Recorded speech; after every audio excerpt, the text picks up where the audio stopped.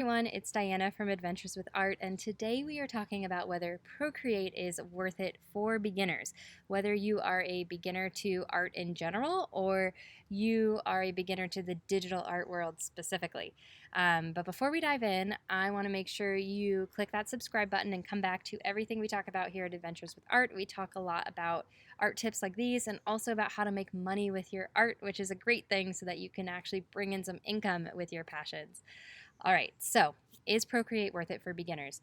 My answer is a firm yes. I think Procreate is an amazing thing for artists of all skill levels, and especially for beginners. It's a great way to dive into digital art, and it can really be something you can use as a beginner all the way through your advanced levels. People have entire careers based on Procreate art, and so it really does cater to all levels.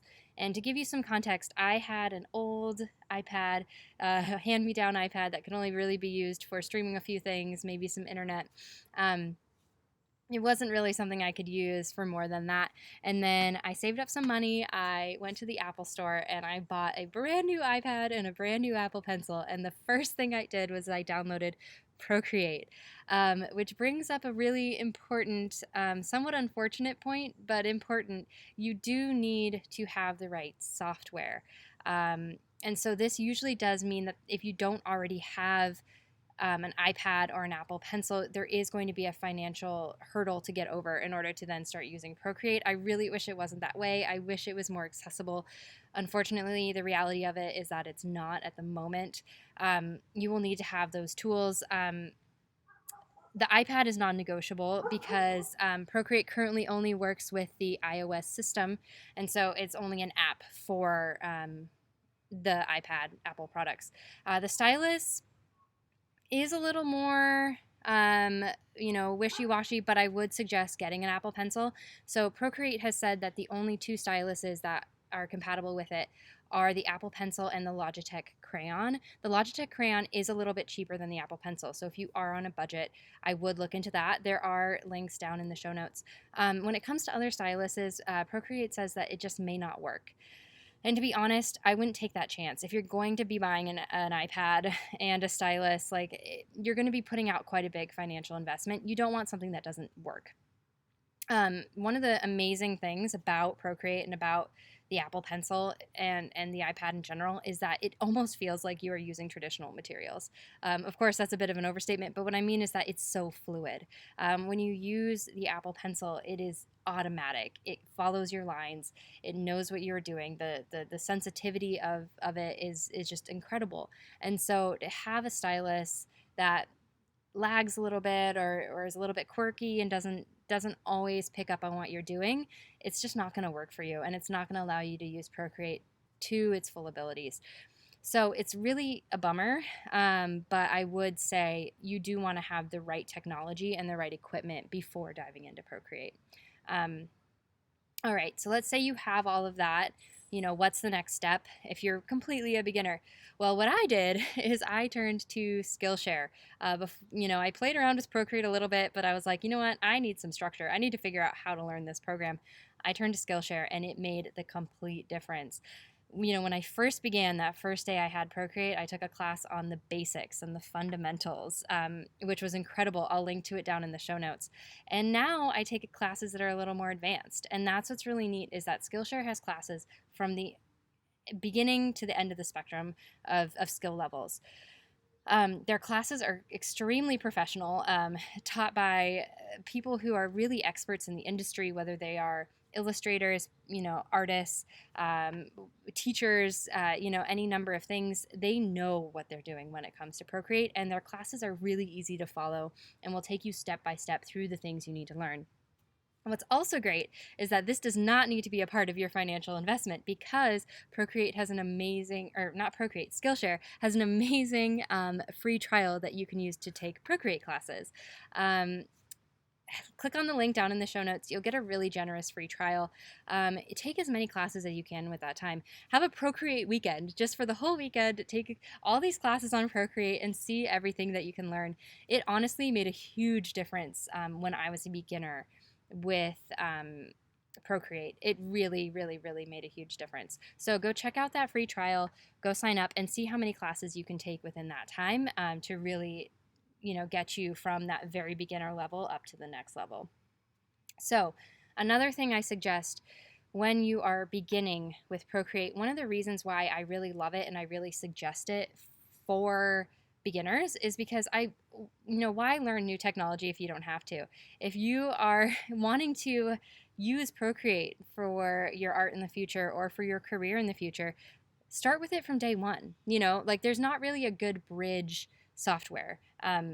It's really kind of unique in what it does. There's not like there's something you can use, to gain some skills and then switch over to Procreate. You're always going to have to learn Procreate. So I would say, why not just use our time more efficiently and just learn it from day one, right? So play around with it. Something that really helped me was to do stuff that was in my skill set.